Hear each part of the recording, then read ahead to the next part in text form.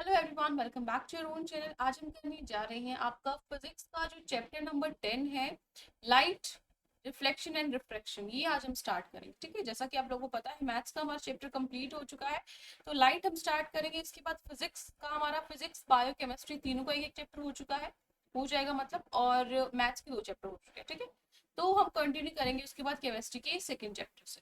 तो लाइट जो चैप्टर है, लाइट क्या होती है? देखो, आपके हिसाब से सनलाइट है, रोशनी आ रही है, आपके हिसाब से लाइट रोशनी है, राइट?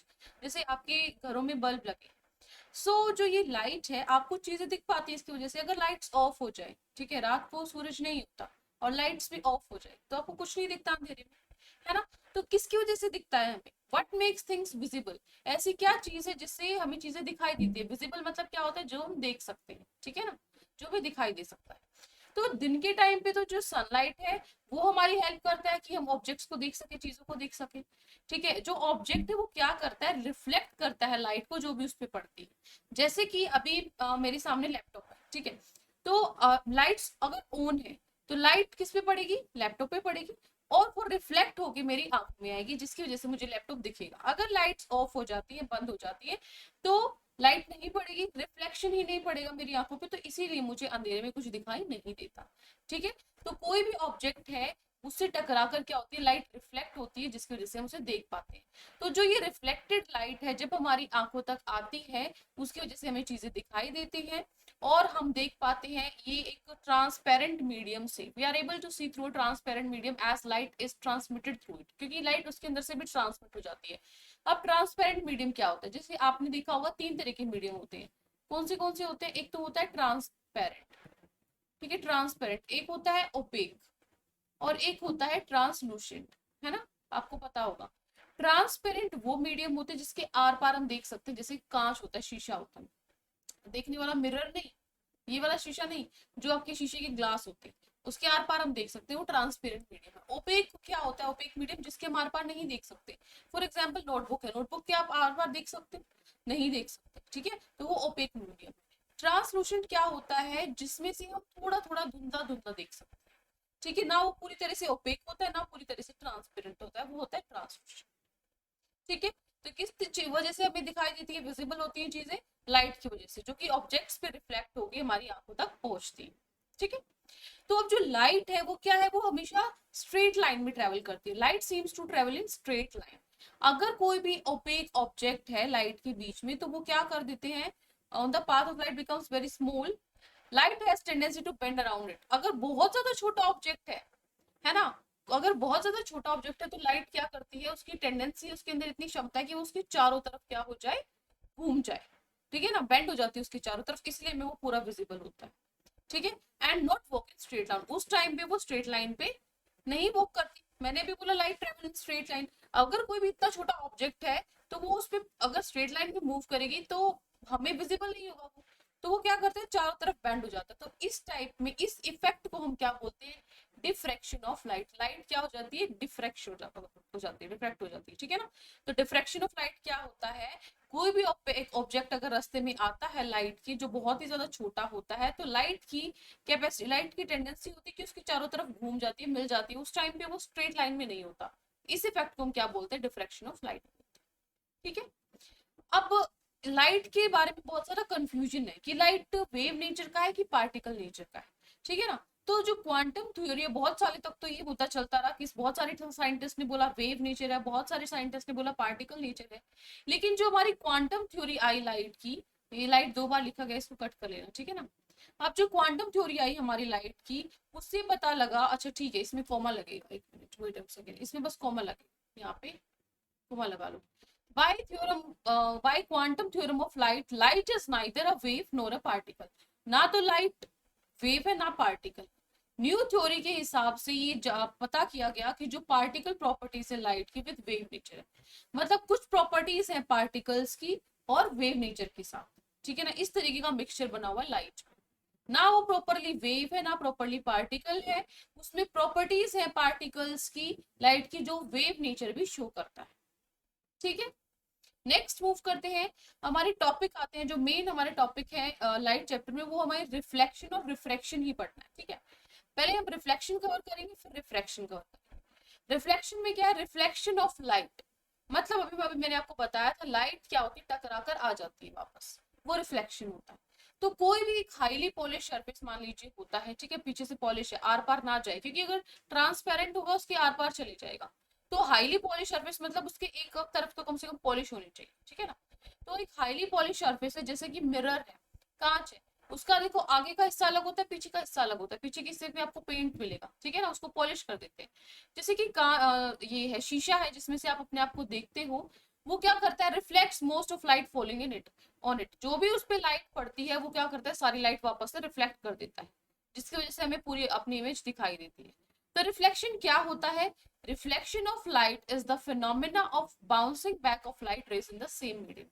रिफ्लेक्शन का मतलब होता है, रिफ्लेक्शन ऑफ लाइट का मतलब होता है वो फिनोमेना, ठीक है, जिसके कारण जो लाइट है वो वापस से टकरा के बाउंसिंग बैक, आपने देखा होगा बॉल आपने नीचे जमीन पे मारी दोबारा से उठ के आती है, वो बाउंस होती है टकरा के।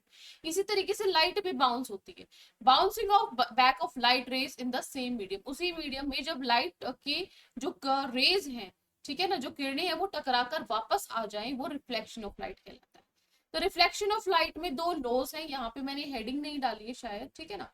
तो लॉज ऑफ रिफ्लेक्शन लिख लेना यहाँ पे, ठीक है, यहाँ पे लिखोगे लॉज ऑफ रिफ्लेक्शन। दो लॉज होते हैं रिफ्लेक्शन के, लॉज ऑफ रिफ्लेक्शन। तो दो लॉज होते हैं रिफ्लेक्शन के, पहला लॉ आपका क्या है, पहला लॉ आपका बताता है कि जो angle of incidence is equal to the angle of reflection. कहने का मतलब मान लीजिए ये आपका एक सरफेस है, ये सरफेस है, इस पे आपकी जो लाइट पड़ी है ये है इंसिडेंट रे, ठीक है, तो जो ये एंगल बनाएगी, ठीक है, यहाँ पे नॉर्मल के साथ वो क्या होगा, इंसिडेंट एंगल। तो जिस एंगल से इंसिडेंट रे आई है उसी एंगल से वो क्या हो जाती है, वापस रिफ्लेक्ट होती है।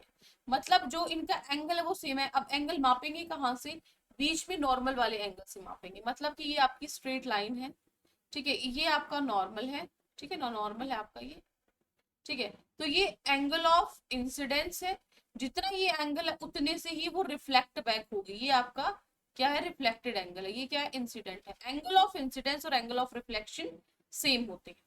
ये आपका फर्स्ट लॉ। सेकेंड लॉ क्या कहलाता है, सेकेंड लॉ क्या कह रहा है कि जो इंसिडेंट रे है, जो नॉर्मल है मिरर पे, ठीक है, at the point of incidence and the reflected ray all lie in the same plane. मतलब भी मैंने यहाँ पे तीन आपकी रे ड्रॉ की थी, एक तो इंसिडेंट ड्रॉ की थी, एक नॉर्मल ड्रॉ की थी, और एक रिफ्लेक्टेड ड्रॉ करी थी। तो ये तीनों के तीनों क्या होते हैं, सेम प्लेन में ही लाई करनी चाहिए, एक्स वाई प्लेन में, जिस भी प्लेन में वो सेम प्लेन में ही लाई करनी चाहिए। तो ये दो लॉ हैं आपके, लॉज ऑफ रिफ्लेक्शन, जो इंपॉर्टेंट है, आपने पहले भी पढ़े हैं, बट 2 मार्क्स में आ जाए। Define reflection of light, also discuss laws of reflection. तो आप ये दो लॉ डिस्कस करोगे, ठीक है। नेक्स्ट मूव करते हैं। जो अब हमने बात की थी, रिफ्लेक्शन होता है, जो मिरर होता है, हाईली पॉलिश सरफेस होता है, जिससे क्या होता है, ज्यादा से ज्यादा लाइट वो क्या करता है, रिफ्लेक्ट बैक करता है। तो रिफ्लेक्ट बैक करता है तो हमें अपनी इमेज दिखाई देती है, हम अपने आप को देख पाते हैं। तो किस तरीके की इमेज बनती है, formation of image by a plane mirror, किस तरीके की इमेज बनेगी आपकी। सबसे पहले हमेशा वर्चुअल और इरेक्ट होगी। अब दो तरीके की इमेजेस होती है, रियल और वर्चुअल होती है, ठीक है ना। रियल और वर्चुअल में क्या डिफरेंस है, यहाँ पे मैंने डेफिनेशन नहीं लिखी है शायद, ठीक है, मैं लिखवा देती हूँ, सेकंड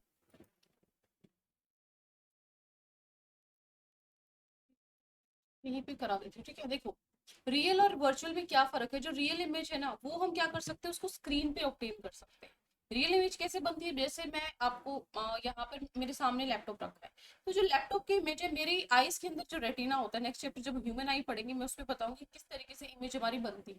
तो हमारी आंखों के अंदर जो इमेज बनती है वो रियल इमेज होती है, जो स्क्रीन पे हमारे अंदर लेंस होता है, ठीक है, क्रॉस करके लास्ट में रेटिना होता है। हमारी इमेज अंदर जो बनती है आईज की, वो रियल इमेज होती है। वर्चुअल इमेज क्या होती है, वो हमें दिखाई देती है, बन रही है एक्चुअल में, बट वो वैसे नहीं होती, ठीक है। जैसे फॉर एग्जाम्पल मिरर में जो हम देख रहे हैं वो वर्चुअल इमेज है, ठीक है। जो प्रोजेक्टर्स आप देखते हो या फिर हमारी जो आंखों के अंदर है वो क्या है, रियल इमेजेस। जो हम स्क्रीन पे ऑब्टेन कर सकते हैं वो रियल इमेजेस है। अब जो वर्चुअल इमेज है हम अपनी आंखों से देख पा रहे हैं, लेकिन वो स्क्रीन पे ऑब्टेन नहीं कर पा रही, वो स्क्रीन पे ऑब्टेन नहीं हो रही है, ठीक है ना। डिफरेंस देखो, अगर प्रोजेक्टर से आपने सामने प्रोजेक्टर है तो वो स्क्रीन पे ऑब्टेन हो रही है, वो क्या है, रियल इमेज है। जो लेकिन जो मिरर्स में हम देख रहे हैं वो रियल इमेज नहीं है, वो वर्चुअल इमेज है, ठीक है। तो जो प्लेन मिरर इमेज बनाता है वो वर्चुअल होती है, इरेक्ट होती है, मतलब सीधी होती है, वो उल्टे तो नहीं दिखाई देते ना, ठीक है। दूसरा जो साइज है इमेज का वो इक्वल होता है to that of the object. जितना साइज हमारा है, जितना साइज ऑब्जेक्ट का है, उतना ही इमेज का साइज बनेगा, ठीक है।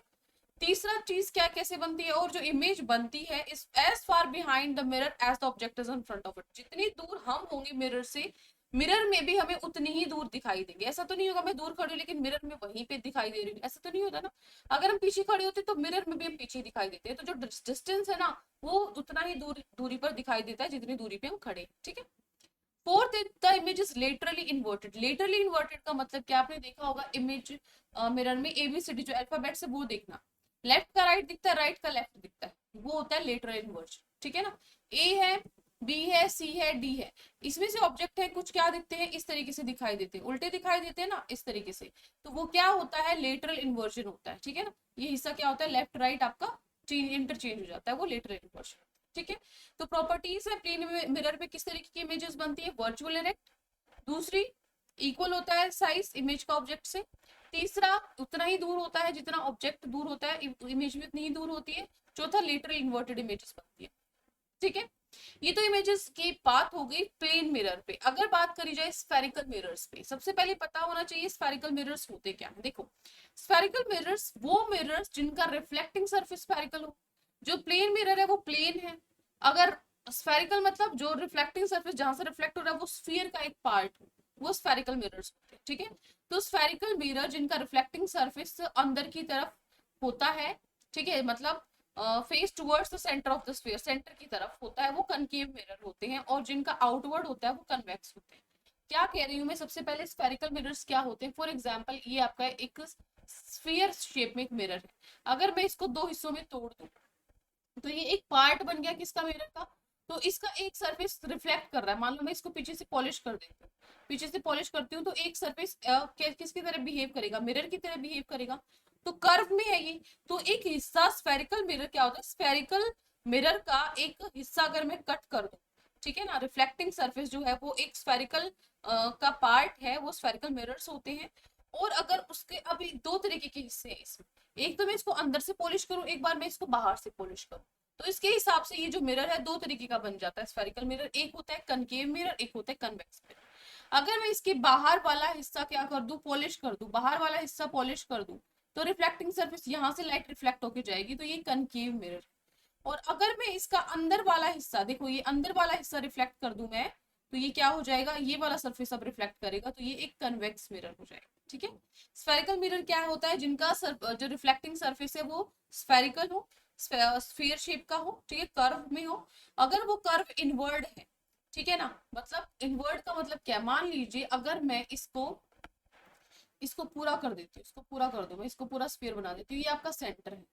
तो जो स्फेरिकल मिरर है जिसका रिफ्लेक्टिंग सरफेस कर्ववर्ड्स है, मतलब टुवर्ड सेंटर, सेंटर की तरफ है, ये रिफ्लेक्टिंग सरफेस है ना, ये किसकी तरफ है, ये रहा सेंटर, सेंटर की तरफ है, तो ये क्या है आपका कनकेव है। और जिसका सेंटर से, तो ये आपका क्या है, पूरा करो इसको, ये आपका सेंटर है। अब रिफ्लेक्टिंग सरफेस तो बाहर की साइड रह गया, तो जो रिफ्लेक्टिंग सरफेस आउटवर्ड्स की तरफ है वो क्या हो जाएगा आपका कन्वेक्स मिरर। समझ में आ गया स्फेरिकल मिरर और कनकेव और कन्वेक्स मिरर, ठीक है। अगर स्फेरिकल शेप का कोई मिरर है उसको मैं दो टुकड़ों में बांट दूं, तो क्या हो जाता है, वो आपके स्फेरिकल मिरर्स बन जाते हैं जिसमें दो टाइप्स होते हैं, कनकेव कन्वेक्स। बाहर वाला हिस्सा, अगर जो सेंटर की तरफ हिस्सा है वो रिफ्लेक्टिंग सरफेस है तो वो कनकेव मिरर है, और रिफ्लेक्टिंग सरफेस बाहर की तरफ है तो वो कन्वेक्स मिरर है, ठीक है। अब कुछ इंपॉर्टेंट टर्म्स हैं जो आपको इमेजेस बनने से पहले, हम इमेजेस कैसी बनती है कनकेव में कन्वेक्स में वो सीखेंगे, उससे पहले आपको कुछ इंपॉर्टेंट टर्म्स पता होने चाहिए। सबसे पहले है पोल। पोल क्या होता है, जो सेंटर होता है रिफ्लेक्टिंग सरफेस का, ठीक है ना, कोई भी स्फेरिकल मिरर है उस स्फेरिकल मिरर का जो सेंटर होता है रिफ्लेक्टिंग सरफेस का, फॉर एग्जांपल ये आपका पॉइंट, ये आपका कनकेव मिरर है, तो इसका जो सेंटर है, ये रिफ्लेक्टिंग सरफेस है, इसका जो ये सेंटर है, इसको हम क्या बोलेंगे, पोल बोलेंगे, ठीक है। ये सरफेस पे होता है मिरर के, और इसको हम पी से रिप्रेजेंट करते हैं, इसको हम किससे रिप्रेजेंट करते हैं, पी से रिप्रेजेंट करते हैं, ठीक है। नेक्स्ट है centre of curvature. Centre of curvature क्या होता है, जो रिफ्लेक्टिंग सरफेस है स्फेरिकल मिरर का, वो क्या होता है, स्फीयर का एक पार्ट होता है, तो जो ये स्फीयर है इसका कुछ ना कुछ सेंटर होता है, तो जो स्फीयर का सेंटर होगा वो पॉइंट क्या होगा, सेंटर ऑफ कर्वेचर। देखो पोल में कंफ्यूज मत होना कि वो भी सेंटर था ये भी सेंटर था, पोल तो रिफ्लेक्टिंग सरफेस का है, ठीक है ना, जो सरफेस रिफ्लेक्ट करेगा। लेकिन अगर एक पूरा स्फीयर है, इसका जो ये सेंटर होगा ये होता है C, centre of curvature. Reflecting surface ये है, मान लीजिए ये रिफ्लेक्टिंग सरफेस है ये वाला, तो ये जो पॉइंट है ये यहाँ पे जो पॉइंट है ये तो पोल है, और इस पूरे स्फीयर का जो आपका सेंटर है वो सेंटर ऑफ कर्वेचर। ये डिफरेंस है पोल में और सेंटर ऑफ कर्वेचर, इसको हम सी से रिप्रेजेंट करते हैं, ठीक है। तीसरा है रेडियस ऑफ कर्वेचर। अब क्या होता है, अब जो रेडियस होगी स्फीयर की, ठीक है ना, रिफ्लेक्टिंग सरफेस से लेके सेंटर तक, वो क्या होगी, रेडियस ऑफ कर्वेचर होगी। It is represented by R. तो ये यहाँ पे आपका स्फीयर है, ये रिफ्लेक्टिंग सरफेस है और ये सेंटर है, तो ये आपके पास क्या हो जाएगी, आर रेडियस ऑफ कर्वेचर हो जाएगी। सेंटर से लेके रिफ्लेक्टिंग सरफेस तक जो आपकी डिस्टेंस होता है वो रेडियस ऑफ कर्वेचर होता है, ठीक है। पोल समझ में आ गया, centre of curvature and radius of curvature. Next move करते हैं प्रिंसिपल एक्सिस। प्रिंसिपल एक्सिस क्या होता है, देखो जो स्ट्रेट लाइन पोल से और सेंटर ऑफ कर्वेचर से जा रही है वो प्रिंसिपल एक्सिस होती है। फॉर एग्जाम्पल यहाँ पे आपका रिफ्लेक्टिंग सरफेस है, ये आपका पोल है, ये आपका सेंटर ऑफ कर्वेचर है, ये आपका रेडियस है। लेकिन अगर मैं इसको पूरे को ऐसे ड्रॉ कर दूं लंबी स्ट्रेट लाइन, तो ये क्या हो जाएगी, आपकी प्रिंसिपल एक्सिस हो जाएगी। जो स्ट्रेट लाइन पोल से सेंटर ऑफ कर्वेचर से पास हो रही है वो प्रिंसिपल एक्सिस होती है, और जो प्रिंसिपल एक्सिस होती है वो नॉर्मल होती है मिरर की। नॉर्मल मतलब 90 डिग्री होता है। तो ये आपका मिरर है, ये क्या हो रहा है, यहाँ पे 90 डिग्री का एंगल बनाएगा, ठीक है ना, क्योंकि ये देखो मिरर है और ये आपका क्या है, प्रिंसिपल एक्सिस है, तो ये 90 डिग्री का बनाएगा ना, ठीक है। तो प्रिंसिपल एक्सिस समझ में आ गया आपको क्या होता है, जो पोल से सेंटर ऑफ कर्वेचर से लाइन पास करती है। फिर आता है प्रिंसिपल फोकस। प्रिंसिपल फोकस क्या होता है, जो रिफ्लेक्टिंग रेज है वो हमें दिखाई देती हैं कि एक पॉइंट पे इकट्ठी होती है प्रिंसिपल एक्सिस पे। प्रिंसिपल एक्सिस पे एक ऐसा पॉइंट होता है जहां पे टकराने के बाद वापस आती हुई हमें दिखाई देती है रेज, तो वो जो पॉइंट होता है प्रिंसिपल फोकस होता है कन्वेक्स मिरर में। क्योंकि कन्वेक्स मिरर क्या होता है, ये करता है, वहां पे इकट्ठी होती है। प्रिंसिपल फोकस किससे रिप्रेजेंट करते हैं, एफ से रिप्रेजेंट करते हैं, ठीक है ना।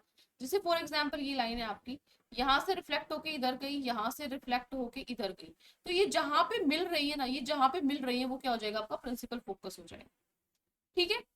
नेक्स्ट है फोकल लेंथ क्या होती है। अब वो डिस्टेंस, अब जो ये फोकस फोकस है, फोकस से और पोल का जो डिस्टेंस होता है ये क्या हो गया, आपकी फोकल लेंथ हो जाएगी।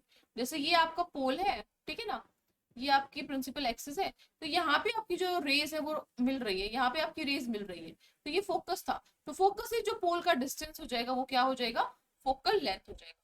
The distance between the pole and the principal focus of spherical mirror. इसको किससे रिप्रेजेंट करते हैं, स्मॉल एफ से। प्रिंसिपल फोकस को कैपिटल एफ से, और इसको किससे रिप्रेजेंट करेंगे, स्मॉल एफ से, फोकल लेंथ, ठीक है। समझ में आ गया, ध्यान से सुन लेना, अगर नहीं क्लियर है चीजें एक बार शुरू से वीडियो दोबारा से लगाना, समझ में आ जाएगी। एक चीज को अगर आप एक बार पढ़ रहे हो नहीं समझ में आएगा, दो बार पढ़ रहे हो थोड़ा सा समझ में आएगा, तीन बार पढ़ रहे हो, चार बार पढ़ रहे हो और क्लियर हो, जितनी बार पढ़ोगे ना कॉन्सेप्ट और ज्यादा क्लियर होता जाएगा, ठीक है। नेक्स्ट है अपर्चर क्या होता है। अब देखो जो डायामीटर है रिफ्लेक्टिंग सरफेस का, रिफ्लेक्टिंग सरफेस का जो डायामीटर है, surface of spherical mirror is called its aperture, मतलब ट्वाइस द रेडियस।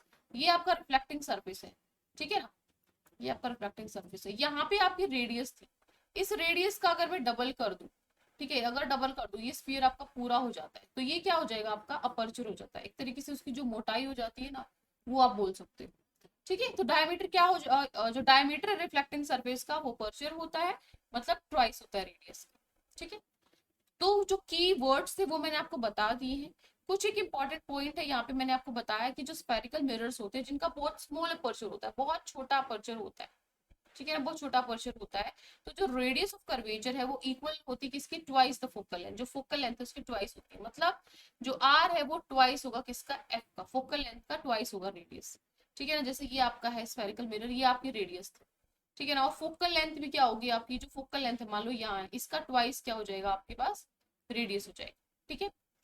इस ये क्या इंप्लाई करता है, प्रिंसिपल जो फोकस है स्फेरिकल मिरर का वो बीचों बीच होता है पोल और सेंटर ऑफ कर्वेचर की। इससे हमें ये पता लगता है, क्या कह रहा है ये आपका स्फेरिकल मिरर है, एक मिनट, ये आपका स्फेरिकल मिरर है, ठीक है ना, यहाँ पे ये आपका पोल है, मान लीजिए ये आपका सेंटर ऑफ कर्वेचर, ठीक है। अब इसकी में कहीं ना कहीं पे आपकी जो फोकस जहां पे रिफ्लेक्टिंग रेज आती है, मान लीजिए ये आपका मिरर रिफ्लेक्टिंग सरफेस, ये आपका फोकस है जहां पे आपकी रिफ्लेक्टिंग रेज मीट हो रही है, मैं ये ड्रॉ नहीं कर रही हूँ, ठीक है ना, ठीक है, ये आपका फोकस है, प्रिंसिपल फोकस है। तो जो प्रिंसिपल फोकस है वो किसके बीच में है, ये आपका पोल है और यहाँ पे आपका सेंटर ऑफ कर्वेचर है। ठीक है, पोल और सेंटर ऑफ कर्वेचर के बीचों बीच हमारा क्या बनता है, प्रिंसिपल फोकस बनता है, ये कह रहे हैं। ठीक है, समझ में आ गई ये चीजें। क्या समझाया अब तक, कैसे हमें दिखाई देते हैं ऑब्जेक्ट्स, लाइट के रिफ्लेक्शन से।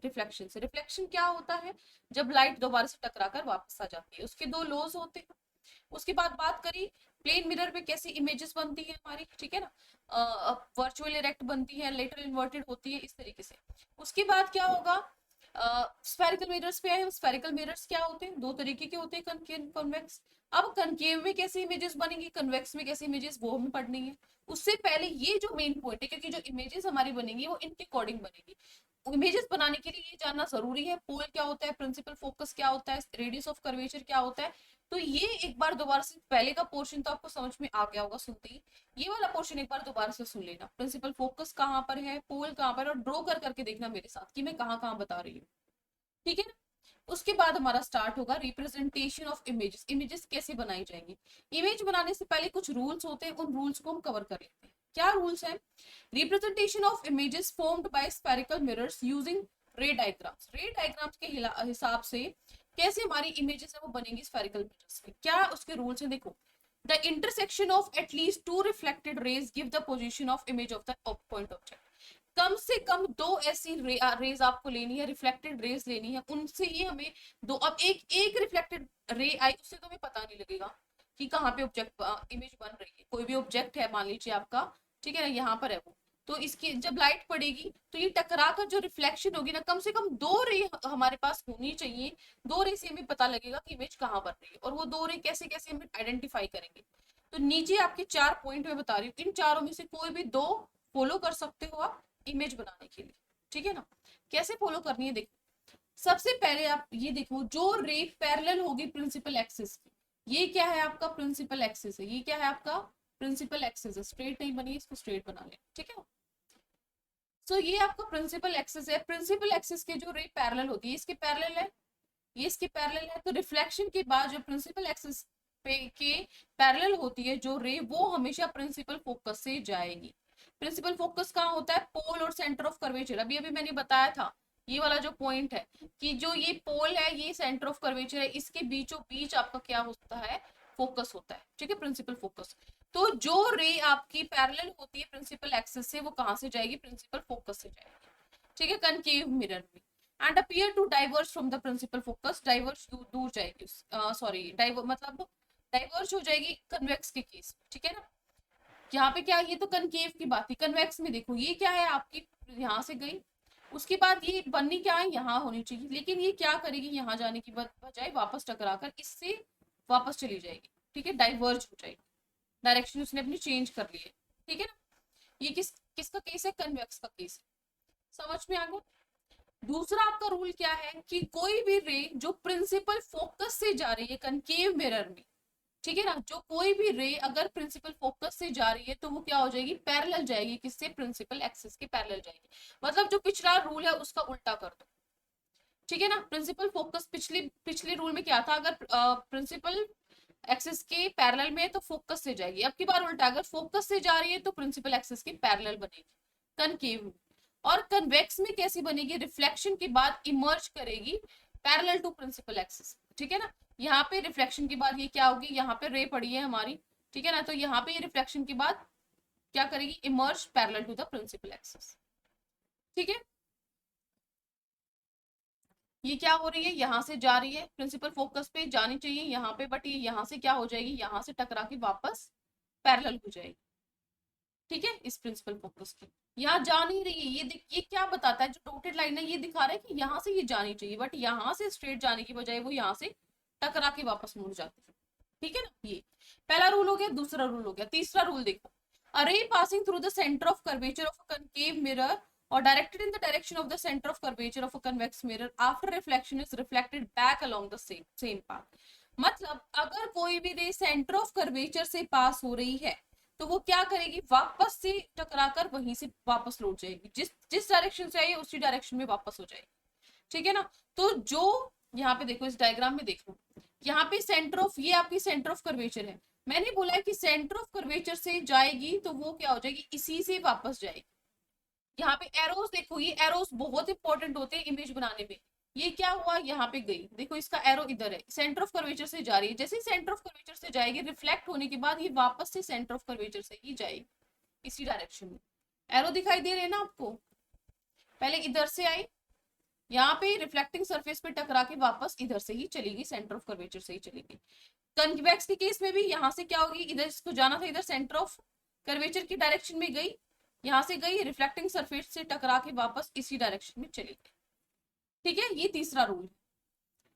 तो जो लाइट रे वापस आई है सेम पाथ पे, क्योंकि जो इंसिडेंट रे फॉल होती है मिरर पे along the normal to the reflecting surface, ठीक है ना, क्योंकि हमें पता है जो लाइट कब वापस आती है, जो इंसिडेंट रे अगर मिरर पे नॉर्मली अगर मतलब क्या होता है, यहाँ पे जो लास्ट पॉइंट ये क्या कर रहा है, जो रिफ्लेक्टिंग सरफेस होता है, अभी मैंने आपको ये रूल्स जो बताए थे इसके रिफ्लेक्शन के लॉज ऑफ रूल्स मैंने आपको बताए थे ना, दो दो लॉज हैं, वही ये कहता है। उसमें मैंने आपको क्या बताया था कि जो नॉर्मल है उससे जो इंसिडेंट रे इंसिडेंट एंगल जो बना है वो किससे बनेगा, वो किसके इक्वल होता है, रिफ्लेक्टिंग के इक्वल होता है। तो यहाँ पे सेंटर पे से जा रहा है तो वापस उसके इक्वली अगर हम नॉर्मली देखें, नॉर्मल अगर उसका करें हम, तो नॉर्मली रिफ्लेक्टिंग सरफेस भी उस नॉर्मल से उतना ही एंगल हमारा बनाएगा। ठीक है, नेक्स्ट है a ray incident obliquely to the principal axis. अब जो रे कोई भी आई है प्रिंसिपल एक्सिस पे हमारी, मतलब कहीं से भी आ रही है, ठीक है, टुवर्ड्स द पॉइंट पोल, पोल की तरफ जा रही है, यहाँ पे ये देखो पोल की तरफ गई है। तो यहाँ पे जो भी मैंने आपको पॉइंट बताया है इंसिडेंट रे, अब ये क्या, अब ये नॉर्मल है।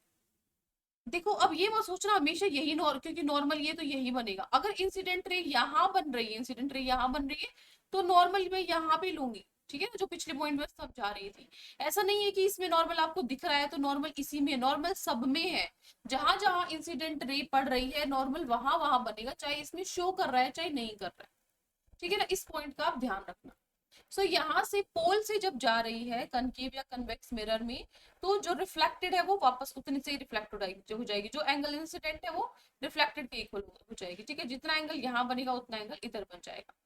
ठीक है, तो क्योंकि जो लॉज ऑफ रिफ्लेक्शन हमारा फॉलो करता है वो incidence angle reflection reflected angle के इक्वल होता है। ठीक है ना, तो चारों लो समझ में आ गए। पहला पॉइंट क्या है, दोबारा से सुन लो, क्या चार रूल्स हैं। पहला रूल है अगर प्रिंसिपल एक्सिस के पैरेलल है तो फोकस से जाएगी। दूसरा रूल है अगर फोकस से जा रही है रे तो प्रिंसिपल एक्सिस के क्या हो जाएगी, पैरेलल हो जाएगी।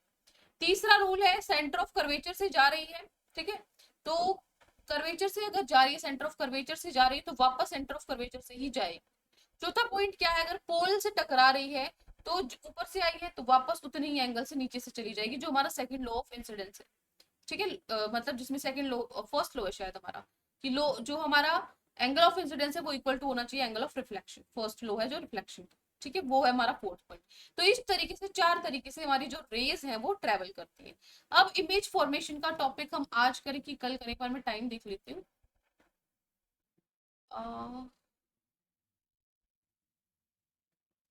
एक मिनट, चलो आज के लिए इनफ है क्योंकि ज्यादा लेंथी हो जाएगा फिर आपका टॉपिक। ठीक है, तो आज के टॉपिक को हम यहीं पे खत्म करते हैं। अब कल करेंगे image formation by concave mirror, ठीक है ना। कनकेव और कन्वेक्स दोनों की जो इमेज फॉर्मेशन है वो हम कल कर देंगे। रूल्स आज हमने कर ही लिए, ठीक है। तो आज के लेक्चर में इतना ही। आई होप आपको अच्छे से समझ में आया। बहुत इंपॉर्टेंट चैप्टर है, बच्चों को टफ लगता है लेकिन टफ नहीं है। 2-3 बार लेक्चर को रिवाइज कर लो, चीजें बिल्कुल क्लियर हो जाएगी। ठीक है, सो मिलते हैं कल के लेक्चर में नेक्स्ट टॉपिक के साथ। Till then take care, bye bye.